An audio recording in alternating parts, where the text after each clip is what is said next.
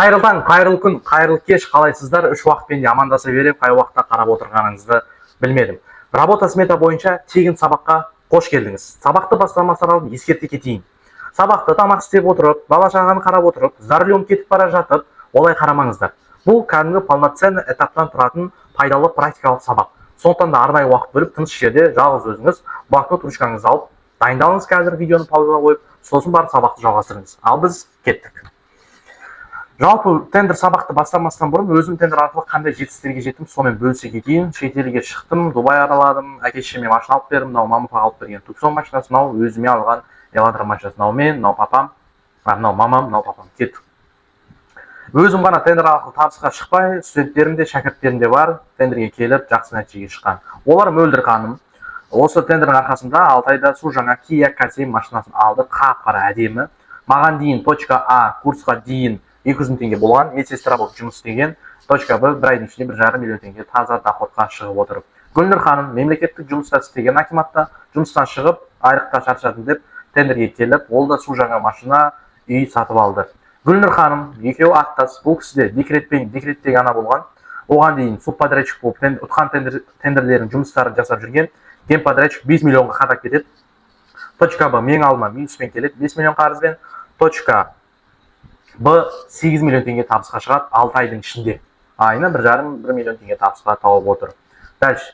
Енді егер де сіз қазірден бастап тендерде работамен айналысып бастасаңыз, нәтижеге гарантированно жетесіз. Себебі тендерде табыстың көзі бірге 2 маржа қалатын. Тек қана работада ғана, товаркадан ондай пайда таппайсың. Кеттік. Өзім жайлы қысқаша ақпарат. Есімім Нұрболат Рахымбердиев. Тендерде 6 жылдық тәжірибесі бар. Старый слайд. Инвестормын, кәсіпкерім, 2 жылда 10 кәсіп ашқам. Кәсіптің бәрін жауап тендерге кеттім. Тендерді 16 жасынан бастадым. Bir айда 50 тендер орындадым. Енді бастаған кезде және қолымда 50 мың теңге болған. Содан 5 миллион теңге оборот жасап, осы уақытқа дейін ең үлкен ұтқан тендерім 30 миллион теңге, детский площадка, таза пайдасы 10 миллион 8 миллион аралығында. Тендерге дейін жаңа әртүрлі кәсіптер істедім дедім ғой. Фара полировать еттім, базарда тұрып попкорн вата саттым, товарлар саттым, там запчастьтар, набор ключей деген сияқты. Базарда тұрып жаңа попкорн, көже, мороженое сатып істедім, бірақ бүтін түрінде тендерге келдім. Бүгінгі сабақта біз не үйренеміз? Бүгінгі сабақта работа тендер дегеніміз не? Работаға қалай ауысамыз? Көбісіңіз товаркада жүрсіздер ғой. Работа тендері арқылы қалай масштабқа шығамыз? Және сметаны қалай санаймыз? Осыны үйренетін боламыз. Кеттік. Товаркада пайда аз екеніне көзіңіз жеткен шығар деп ойлаймын. Үлкен өте көп энергия кетеді, уақыт кетеді, результат жоқ, бағаны төмен, конкуренция көп, бағаны быт-шытын шығарады. Бір товардың құны 1000 теңге бере ма порталда, 200 теңге беретін бір қиялдар быт-шытын шығарады да, ұту мүмкін емес. 10 тендердің біреуін әрең ұтасыз бөліп алып. Работада олай емес. Работа тендері қиналмай көп табыс алып келетін және тұрақты түрде 24/7 365 күн тоқтамайтын, не өлмейтін, не өшпейтін бизнестің түрі. Жұмыс ешқашан тоқтамайды. Бір ғана жағдайда тоқтайды работа тендері, жалпы тендер қай кезде Құдай бетін аулақ қылсын, мемлекет болып жойылған кезде тендер тоқтайды. Пока что мемлекетіміз аман ба, бармыз ба, пока существуем, тендер продолжается, короче. Кеттік. Работа мен товар салыстырайық. Мысалы қараңыздар. Товаркаға мысалға светильник шығаратын болса, лампочка шығаратын болса, онда штугына там 20 мың теңгеден береді, 50 штук сұраса 1 миллион теңге. Сен оны 3 мың теңге пайда көретін болсаң, әрқайсысынан мысалға минимально сен 150 мың теңге пайда көресің. 1 миллион тендерден ше. Оның өзінен қуансаң болады. Ал работада тура осы светильникті, бірақ работа услугаға шығарады да, установкасымен неге столға қойып беру керек. Ал оған бірақ установкасымен тура сол 50 штукты бірақ 3 миллионға шығарады да. Ал ол жерден кемінде сен 500-600 мың теңге таза пайда көресің. 150 мың пайда көрген жақсы ма? 500 мың пайда көрген жақсы ма? Әрине 500 мың пайда көрген әлдеқайда тиімдірек. Работа тендері пайдаға шығуға шанс өте үлкен. Пайдаңды өзің қоясың, шығынды азайта аласың. Бәрі өз қолында, қатып қалған нәрсе жоқ та. Ал товаркада қатып қалған нәрсе не? Текспес қой. Текспеске 1 миллиметр кеми ма? Дәстәр все, амырт товарыңды. Кипш, соғыс басталды закачпен. Ал работада сен кейбір материалдардан, кейбір жұмыстардан сен можешь сэкономить. Например, легко шағу керек, эмульсия, сметаға жазып қойды. 3 рет жақ дейді. Былай жағасын, күтесің 3 рет жақ дейді. Негізі оны басын істейтін болсаң, 1 рет жағуға болады да, чуть-чуть қалыңырақ қылып ше. Бірақ оны 1 рет жаға алатын қалыңырақ қылып. Ана-мынаудан жаға алмайды. Оған жақсы мастер табу керек. Және сол мастерге дұрыс задача беру керек. Ал ондай дұрыс мастер тауып, дұрыс задача беруге адамға білім керек та. Білімің болмаса оны жасай алмайсың. Сондықтан да работада шығыныңды өз қолыңа азайта аласың. Как бы сказать, аналоговый материалдар ұсынып, заказчикпен сөйлесіп кетесің да. Товаркада аналог деген жоқ. Аналог товаркада мынау болып әкеліп бер. Өліп кетіп қой, короче. Кеттік дальше. Работа тендерінде конкуренция аз. Конкуренция жоқ емес, бар, аз. Товаркамен салыстырғанда аз. Неге? Себебі көп адамдар сметаны түсінбейді. Жаңа сметамен қарап отырмын ғой мен. Вот, сметаны көбісі түсінбейді, короче. Санай алмайды, не жазылған, мынау не, көбісі басын алып. А так смета негізі қиын емес. Және работада заңдары білмейді. Шындық керек, бірақ работада бастапқыда жұмысты бастыра алып, жұмыс процесінде заказчиктермен кейбір келіспеушілік моменттер болады. Шындық сол, идеальный деп айтпаймын. Сол кезде сен заңды білсең, өз құқығыңды білсең, жеңіп шығасың да ол жерде. Және максимум 10-15 адам қатысады. Қазіргі заманда тендерге 10-15 адам қатысса қуанатын болып қой. Товаркада білесің шығарсыздар қанша адам қатысатынын? 20 адам, 25 адам, бір тендер көргем. Құдай тұр ғой, 185 адам қатысқан ғой. Білмеймін, не алып жүрген, бәрі қолы бос па бірдеңе. Товаркада 30-70 адам қатысады. Работада, конечно, конкуренция аз, нормальный пайда қалады. Дальше кеттік. 15 адамның ішінен ұтылу ықтималдылығы әрине жоғары, чем 30-70 адам аралығынан қарағанда.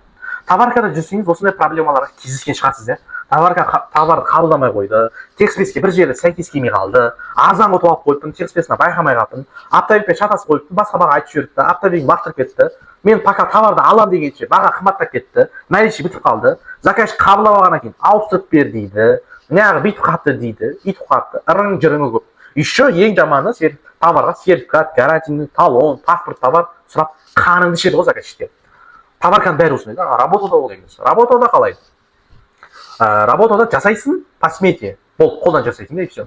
Товардан работаға ауысу үшін мынандай қағидаларды білу керексің. Біріншісі, өз салаңызды табу керексіз. Өз салаң табасың. Менің салам металлоконструкция, озеленение, детский площадка, благоустройство. Брусчатка анау. Болды, мен басқа темаға басым тықпаймын. Бірақ өз саламды табу үшін мен работада 100 теманы істеп көрдім да. Сол үшін өзіңе ұнайтын және саған көп табыс алып келетін саланы табу үшін 100 салаға басымды тығып көруге дайын болу керексің. Саған ұнайтын, сен жүрегіңе жақын ақшап келетін сала, бір ұйықтап тұрып, Мұхаммед саллаллаху алейхи уассалам пайғамбар түсіңе аян бере салмайды. Ол мүмкін емес. Любой тендершілер солай бастаған. Ал бірақ сен өзіңде дәл қазір сабақ көріп отырған адам, өзіңде пластик цех, қолыңнан бір келетін шаруа, өндіріс цехың болса, базар жоқ. Сол тендерде бар, сонымен кете бер. Ал бірақ қолыңнан ешқандай кәдімгі простой адам болсаң, онда кешірім сұраймын, неше түрлі салаларды көру керексің. Екінші қағида, сметаны есепке алу керексің, наны санай алу керексің, не жазылып тұр, қайсысына қайға көбейту керек, бәрін білу керексің, короче. Және кейде субподрядчик таба алу керексің. Неге? Себебі кейде көп объем ұтып алсаң, үлгере алмай қалсаң, сол кезде субподрядчикқа беру керексің. Субподряд табудың өзі де оңай емес, онымен келісудің де оңай емес, оған жұмыс жасатуды, жұмысты сосын заказчик өткізу де оңай шаруа емес. Және нарықты дұрыс зерттей алу керексің. Қай салада конкурент көп, қайсында аз, қай сала жақсы, қай саланы масштабировать етуге болады, қай саламен бір жерге тоқтап қалып, соны білу керексің. Кеттік дальше. Егер мына қадамдарды дұрыс жасайтын болсаңыздар, онда смело работаға ауысып, тендер ала берсеңіз болады. Заң және сот жағын қарастырайық. Товаркада вдруг енді тендерде проблем болады, мен өтірік айтпаймын, дым жоқ, ойбай рахат кел тендерға, байсың. Ол мынандай әңгіме. Мен шындықты айтамын. Ақ қараны қара, арақты арақ, кәнек деп айтатын адаммын. Товаркада проблем болады. Бірақ товарканың проблемасы зыбыда шешу қиын. Себебі сот болған жағдайда, вдруг сот болған жағдайда, текст-спецтен бір шетін шатастың да сен, 1 миллиметр толщина материал шатастың да бітті ғой, короче. Сотта жеңілесің да. И по черныйға кету ықтималы жоғары. Сен текст-спецте қатпалған заң бар. Миллиметр, толщина, диаметр, ампер, вольт. Ал работада сотта жеңу мүмкіндігі көп. Себебі ол жерде сен қолдан жасағаннан кейін өзің не жасағаныңды білесің, өз-өзіңді қорғай аласың. Кеттік дальше. Работа услуга тендерінде ең маңыздысы оның жүрегі ол бағанағы смета, локальная ресурсная смета. Осы смета работаның жүрегі. Осын түсінсең болды, ақша табасың, байысың. Кеттік дальше. Смета дегеніміз не? Смета ол работаның жүрегі. Сметаны дұрыс санауды үйреніп алсаң, 60-70% маржасы бар тендерлерді таба аласың. Сметаның екі түрі болады. Пауза қойып жазып алыңдар. Дефектный смета және локальный смета. Негізі түрлері көп. Ресурсная смета, материальная смета, сводный сметный расчет деген түрі көп негізі. Бірақ бізге керегі дефектный мен локальный. Басқа керек емес. Кеттік дальше. Дефектный сметада қандай ақпараттар жазылады? Ол жақта тек қана жұмыстың атауы, жұмыстың өлшемі, жұмыстың саны, яғни количествосы, және өлшемі жаңағы квадратура, метр, куб, сондай. Мысалға, бір жұмыс бар, 500 квадрат метрге стяжка құю керек, стяжканың толщинасы 50 мм, яғни 5 см. Болды, осындай жұмыста дефект нәрсе жазылады. Қаратал ағаш егу керек, топырағы мен ағаштың биіктігі 2 метр болу керек. Штука саны 100 болды. ақша туралы ақпарат дефектный сметада жазылмайды. Ал локальный сметада не жазылады? Локальный сметада бұл жерде уже толық ақпарат жазылады. Жұмыстың атауы, жұмыстың саны, жұмыстың өлшемі, материалдың атаулары, қандай материалдар керек, материалға шығыны, қанша шығын жазған сметаға, ЗП рабочих сил, ЗП рабочих строитель, жұмысшыларға, жұмысшыларға қанша ақша бөлінген, зарплата машинисті, сол жұмысқа техникалар, машинистерге қанша ақша бөлінген, және техникаға қанша ақша бөлінген, сметный прибыль, накладной расход, және сметаға жалпы бөлінген ақша барлығы тек қана локальный жазылады. Толық ақпарат. Енді сіздерге сметаны санаудың ең оңай тәсілін айтайын. Біріншісі, дефектный сметаны қарап, жұмыстың картинкасын жасайсың. 500 квадрат метр чаш құю керек, 50 миллиметр ма, бұл миыңда тұрады ғой. Так.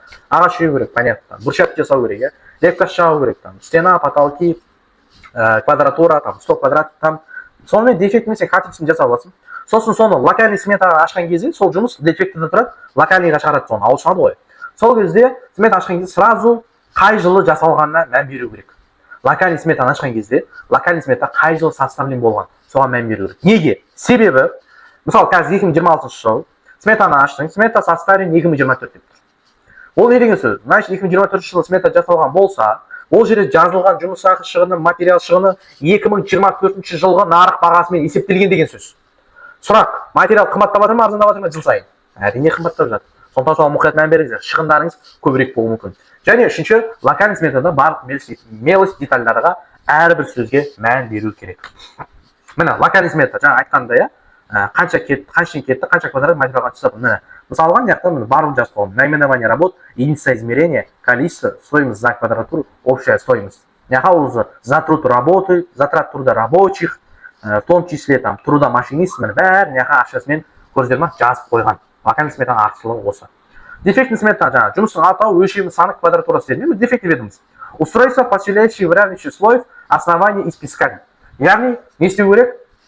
Құм төсеу керек, поселять ету керек, выравнивать ету керек. Метр куб өлшемі, саны 40. 40 метр куб құм төсейсің болды. Задача осы. Дальше мысалы, модульный деревянный конструктор песочницы, орысшам слабый, с подразделением по типовиду песочница. Кәдімгі құм ойнайтын бар, үш квадрат сделочка ше, песочный қой, ішіне құм төгесің, бір комплект қоясың болды. Міне, бұяқта ақша туралы ақпарат жоқ, дефектный. Локальныйда бар. Енді локальный сметаның түрлері болады. Жетілік, тоғыздық болып кетті, 12-лік. Жетілік пен 12-лікті қандай ажыратамыз? Жаңа жасалған жылына мән береміз деген бар ғой, дұрыс белгілемеген дизайнерлер. Мынау ғой міне жасалған уақыты, мысалы мына сметанка 4-ші квартал 2023. Мынаның составлен деген мынанкі көрінбеген екен. Бірақ мына АБС-пен қарауға болады. Мына жетілік смета мынау. 1, 2, 3, 4, 5, 7 қатар я. 12-лік смета 12 қатар. Айырмашылық болса. 9-лік смета өте реткі шығады, бірақ разницасы жоқ. Ақ ит, көк ит бәрі бірдей. Кетті дальше. Енді біз жұмысты орындауға бригада керек қой, жұмысты өзін жасамайсың ғой, өзін жасай алсаң көмекшілер керек. Жұмысшыларды қайдан қалай табамыз?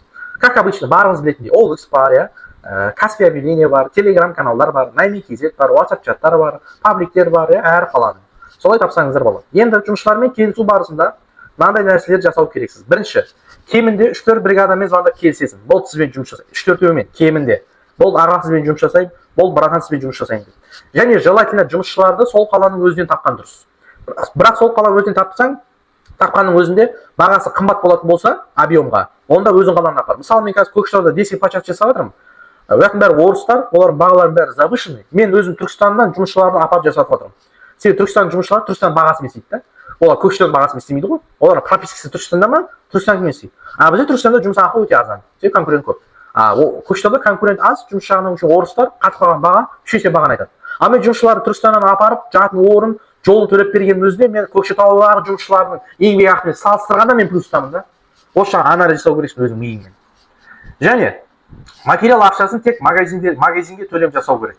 Себебі кейбір моменттерде сен жұмысшылар айтады, мынандай материал керек дейсің, қолың тимейді, барып алып келейік дейсің. Сол кезде айда шкафтың магазиніне алу керек, саған ударение оплата жіберу керек, точно төлеу керексің магазинге. Қолына ақша никогда берме, мен алып кел деп, левый жасайды. Еңбек ақыны, жұмыс ақыны, жұмыс біткен соң акт АВР етіліп печат басылады ғой. Сол кезде ғана жұмыс ақыны төлейсің. Толығын. Бірақ оған дейін 10%, 20% аванс, потом жұмысын жартысын бітіргеннен кейін тағы да бір үстіне аванс бере беруге болады. Дым бермей қоя алмайды. Оларда адам тамақ ішеді, семья, қатын бала шағалары бар. Бірақ толық сумманы никогда заранее бермейсің. Бірақ жұмысты бітіргеннен кейін де бермейсің. Жұмысты бітіреді, саған звондайды, күте тұр дейсің. заказчик келеді, заказчик жұмыс тексереді, бәрі нормально ма, бәрі зың ба, претензия жоқ па, жоқ. АБР-ді қолына бересің заказчиктің. Қол қойып печать басып бере ма, болды. Претензия жоқ па, жоқ. Сосын барып жұмысшылар еңбек ақысын бересің. Сосын барып хотя бы күтеді ол. Bir күн көп заказчик жоқ па, bir күн күтіп күтеді. Оған дейін бір тиын да бермейсің. Себебі сен беріп жібердің ба, заказчик тексеріп претензия бар ма, жөндеп бер деді ма, ақша беріп жібердің ба, жұмысшылар мінет алады. Таппайсың жоқ олар. Келмейді да істеп берді. Осыған мұқият болыңдар. Работа тендерінде ең маңызды факторлар. Ең бірінші сметаны дұрыс санау керек. Заказчикпен жұмысты заранее согласовать ету керек. Тас саласымен жүгіріп барып, материалды құшақтап, бригадамен құшақтап, о, 45 жоңғар болып барып, құдай қаласа бастап жоқ. Бірінші өзің жеке барасың, заказчикпен сөз согласовать етесің, ертесіне бастайсың. Форс-мажор алдын ала, яғни материал қымбаттауы, жұмысшы табылмауы, ауа райы, жол такси, перелет деген моменттерді есепке алып, мен өте көп таяқ жегем ауа райы жағынан. Менде миым жоқ қой сорымның. Қазір дамыған заман ғой сол. YouTube-та ашып, наны қарап, әкесін алып қарасақ болады ғой деймін, ауа райы ше. Ауа райына қарамайсың, эмоция ғой, пайда. Жұмыс бастайсың, ауа райы күн суып кетеді, жаңбыр жауып кетеді, быт болады. Погоданы қарайсың, есептейсің. Соған қарай шығыныңды да артық қылып қосу керексің да. Сол кезде нормаль болады. Және заказчикпен заң бойынша сөйлесіп алып, өз құқығыңды білу керексің. Өз құқығыңды білмейсің ба, заңды білмейсің ба, заказчик сені жалап, талап дейді, короче. Работада сондай. Өз құқығыңды білу керексің. Заң білмейсің ба, мен жұмысты істеуді білемін, опытым бар, мен 5 жыл істеймін, жұмыстың ретін білемін дедің ба, молодец. Заң өз құқығын білмейсің ба, ол сенің білгенің бір сөзбен айтқанда, извините за слова, хуйня, короче. Өз құқығыңды білмесең, сен груш ағылады, короче. Және субподряд таба алу керексің.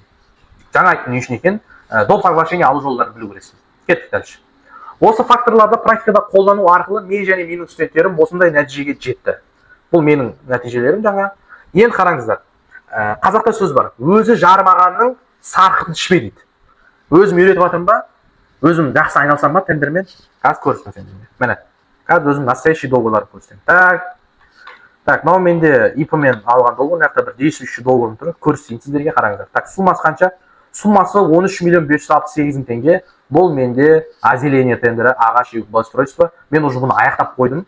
60% па 70% ақшамды алдым. 30% ақшам күтіп отырмын міне. Ұлытау облысы Жезқазған қаласындағы тендер міне. 13 миллион 568 мың 685 теңге. Так, бұл бір договорым. Дальше міне май договорды ашайын тағы да.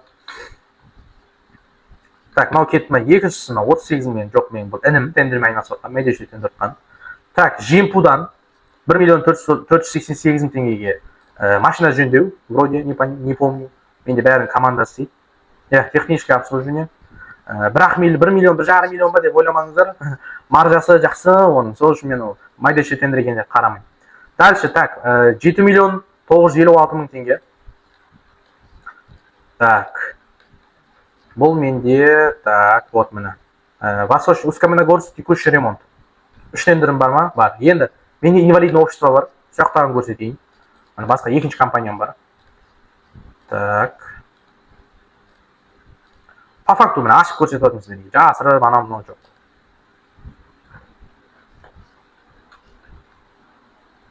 Міне, Рахмедиев Нұрболат деп тұр ма? Doğru. Менің атым Рахмедиев Нұрболат. Факт есть, факт есть. Так, міне бір договорым действующий. 16 миллион 259 мың теңге. 20 миллион тендері 16 миллион қоттым. Таза пайда, так, 5,5 миллион ба сондай. Не тендер десеңіздер, Ақмола облысы, село Шапағалы, установка благоустройства детских площадка. Пожалуйста. Дальше. Так, 2 миллион 71 мың теңге.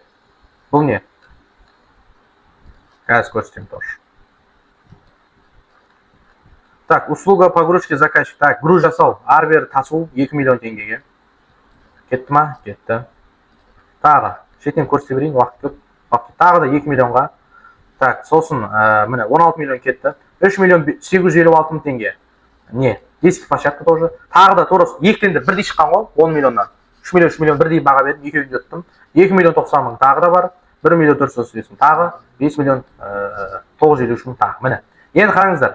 Ең прикол айтайын ба? Мынау 16 миллион теңгелік тендер. 3 миллион 800 тендер. Мына үшеуі бір ауылда ғой. Мен басым істейді ғой кішкене. Мен туылғанда еврейде жылаған. Мен бір ауданнан сразу үшеуі детский площадка. Үшеуі бірдей аламын да мен. Бір бригада жіберем, бол. Маған бітірем, и үшеуіміз бірдей бастаймыз ғой. Фык. Үш бригада айналып жүре береді. бірінші күні құм төсейсің, мына құм төсеп жатқанда мыналар рабочийна бордюр қоя береді. Сөйтіп істейміз да біз. Бір жақта жүресің, жұмысшыларға бір объем бересің, скидка істеп береді, болды да, короче. Сондықтан мына жақта менде нормальный договорларым бар, Аллаға шүкір. Осыларын аяқтап алайын, ары қарай уже үлкен тендерларға қатысамыз. Міне, по факту сіздерге дәлел. Өз жармағаның сарқын ішпей. Енді Мұхаммед саллаллаху алейхи вассалам тағы бір пайғамбарымыз хадисі бар. Садақаны ең алдымен басыңа қыл дейді. Басынан асса, еліңе халқыңа қыл дейді. Сондықтан да мен осылай өзім жарғаннан кейін басқаларды жарыту мақсатында үйретіп жүрмін. Мысалы, жаңа Мөлдірхан Kia копия алды деді, сенбейсіздер ме міне копия. Міне әйел, міне Мөлдірхан, пожалуйста. Так, мына екі жігіт работа тендермен бастаған Нұрлан және Нұрхан. Точка 500 мың теңге. Әркім тендерді қолдарына мықты келетін жігіттер да. Әркім тендерларын ұтқан істеп, айына 500-600 миллион әрең көріп жүрген балдар. Келді, оқыды жеке менторлықта. Точка А 500 мың, точка Б оборот 15 миллионға өсіп кетті. Объемдар алып қараған жақтан таза пайдалары 5 миллион теңге болды. Серік және Рүстем мырзалар, екеуі партнер Қызылордада сабағыма Қазалыдан келіп оқыды. Точка А 500 мың теңге, точка Б 8 миллион теңге. Кеттік.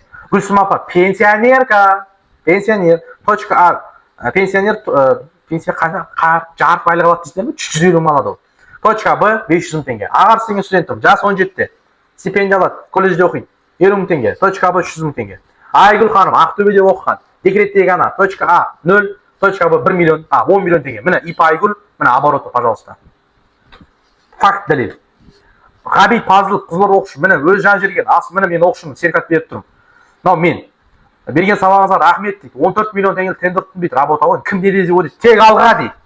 Қанша маржа десем, 4-5 миллион теңге бар дейді. Енді открытый қатысып результатын күтіп отырмын. Пожалуйста, өз жазған міне Инстаграм, Ғабит Пазылов, пожалуйста. Бағана Фатима хан тоже минуспен келген, басқа біреуден курс оқыған, дұрыс білім бермей қадалған, алжынмен жоғары. Бағана Гүлнұр хан, Байжігіт, студент, точка А 50 мың теңге стипендия, точка Б 25 миллион, оборот таза пайда 4 миллион. Неге бұл жас балада оборот көтсеңдер, себебі бұл бала менің партнерім, бірге жұмыс жасаймыз, короче. Қараңыздар, адам жасағанды адам жасайды. Мына кісілер жасай алды ма, сен де жасай аласың, сенің де қолыңнан келеді. Сізде мен және менің студенттерім сияқты работа услуга тендерін бастап, айына кем дегенде 2 миллионнан жоғары табыс тапқыңыз келсе, реально табыс тапқыңыз келе ма, работамен өз-өзіңізге шынайы жауап беріңіз. Онда сізге авторлық работа смета бойынша арнайы курс сабағымды ұсынамын. Бұл курс кімдерге қажет? Тендер бойынша курс оқыған, бірақ тек қана табарканы үйренген, работаға өткісі келетіндерге, уже конкуренциядан зыбысы шыққандарға. Және ютубтан өзі үйреніп, тек табар, мен ютубтан өзі үйренгіштікіне жақтыра бермеймін, амал жоқ енді, маған көп іс жасады. Ютубтан өзі үйреніп, тек табаркадан басқа дым білмейтіндерге, кешіріңіздер қатты айтсам, мен бірақ турасын айтатын адаммын. Және бригадасы бар, үлкен объем аласы, өзі бригада қолынан келеді, бірақ үлкен объем аламай, жұрттардан тендер қойған ген подрядчиктердің суп болып, еттен қалған сүйекті жеп жүргендерге, бір сөзбен айтқанда. Және пластик терезе, сварочный цех, анау қолынан өндірісі бар, сондай цехы бар кәсіпкерлерге, қолдарына өнер келетіндерге, іс келетіндерге, табаркадан конкуренция шашап, работа арқылы масштабқа шыққысы келетіндерге, стройкадан хабары барлар, атында машинасы бар, техникасы барлар, КамАЗ, экскаватор, бульдозер, погрузчик деген сияқты. Және работа арқылы айына кем дегенде 4-5 миллион теңге тауып, бір жылда бір үй, бір машина алыс келетін жандарға осы курс арналады. Мұның ішінде барсын ба, курс саған арналған. Не үйренеміз? 2026 жылы шыққан жаңа заң, 2020-те шықты ғой енді, антидемпинг, оның төлемеудің жолдары бар. Сметаны қалай дұрыс оқып, қалай санаймыз, қалай есептейміз. Сметадан өз пайдаңды көріп есептеу. Сметадан не нәрсеге мұқият мән беру керек. Жаңа қай жыл жасалған дедім ба, тағы да мән беретін моменттер бар. 12-лік смета айырмашылық қандай? Оны айтып кеттім еще. Дефектный смета, сводный смета, сенімді лақтырмайтын бригада табу, жұмыс ақы дұрыс есептеу, материал шығын дұрыс есептеу, заңды түрде доп соглашение алу, заңды түрде заказчикпен заң тілінде сөйлесу, субподрядчикті қайдан табамыз, қандай дұрыс субподрядчик табамыз, онымен қалай договор отырамыз, онымен қалай келісеміз. Форс-мажор жағдайларда не істейміз, ауа райы туда-сюда. Яғни өз нишамызды қалай табамыз. Және үлкен работада объем ғой, өзің ақшаң жоқ қой, қашан кредит ала бересің, кредит бере бермейді саған. Сол кезде инвестор қалай табамыз, инвестормен қалай келісу керек, инвестормен жұмыс жасаудағы менің авторлық 5 қағидам. Осының бәрін үйренеміз. Бұны мен қалай үйретемін? Бұл топтық WhatsApp чат әлемді жинап алып 100 адам отырып емес. Бұл жеке менторлық. Жеке өзіңізбен тура осылай бетпе-бет отырамын. Курс форматы онлайн, зуммен тікелей эфирде тура осылай напрямую әңгіме айтамыз. Және дайын видео сабақтар беріледі. Ол видео сабақтарға достым мәңгілік қайтыс болғанша беріледі. Бүкіл сабақтарымның барлығын қазақ тілде, жалпақ тілде, соғырға таяқ соққандай, тайға таңға басқандай түсіндіремін. просто көресің, мен айтқанымды жасайсың, қайталайсың, айына 2 миллион жоғары табыс табасың. Пожалуйста. Енді, міне, онлайн зуммен өтем дедім, міне. Онлайн сабақтар мен скриншоттарым, мен сабақтар мен жеке осылай өтем. Бәріңізге қызық болып отқан бағасы қандай? Жекемен дедік қой, саған 2 миллион, 3 миллион шексіз табыстап келетін сабақ. Бағасы, жеке курс бағасы 500 мың теңге. Талқамаймыз, ой шеше деп өлшеп тастамаймыз. Егер де сіз дәл қазір осыны көріп отырсаңыз, яғни сіз соңына дейін менімен бірге болдыңыз деген сөз, сабақ соңын шығардыңыз деген сөз. Біреулер жауап тастайды. Соған орай сізге арнайы супер мега жеңілдік. Мен бұл жеңілдікті өмірімде ешқашан жасамаған, бірінші рет жасайын деп жатырмын. Сондықтан да бұл мүмкіндікті пайдаланып қалыңыз. Негізгі баға 500 мың, 80% жеңілдікпен 99.900 теңге. Пожалуйста. Бұдан артық қандай ұсыныс керек? Работа сметаны басқалар эксперттер 500 мыңға миллионға үйретіп жатса, жеке еще үйретемін. 99.900 теңге. Пожалуйста, 80% жеңілдік.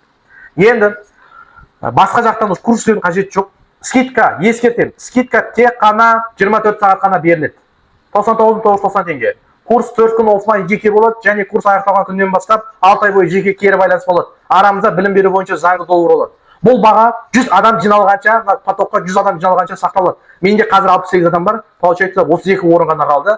Рассрочкамен бөліп төлеу, Каспирет, халық барлығы қарастырылған, скидка тек 24 сағат қана. Ойлаңыз, 99.990 теңге инвестиция құясыз, сол білім сізге миллиондар алып келеді. Сабақты алу үшін дәл қазір сізге осы сабақты жіберген менеджеріңізге WhatsApp-на кіресіз де онлайн жеке сабақты, онлайн работа смета сабағын, онлайн работа смета жеке сабақты жеңілдікпен алғым келеді деп менеджерге жазыңдар. Сразу төлем түрін жібереді, сабақты бастап кететін боламыз. Менімен бірге болғандарыңызға рахмет. Менің жеке онлайн сабағында кездескенше, чао.